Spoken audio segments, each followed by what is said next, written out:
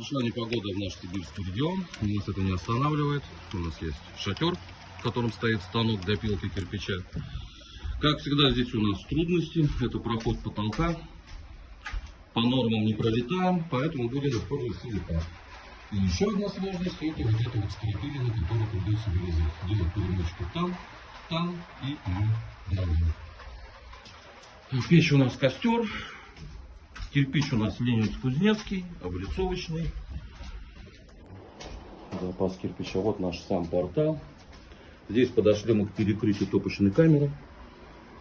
Здесь потайной уголок, который будет держать вот здесь маленький кусочек.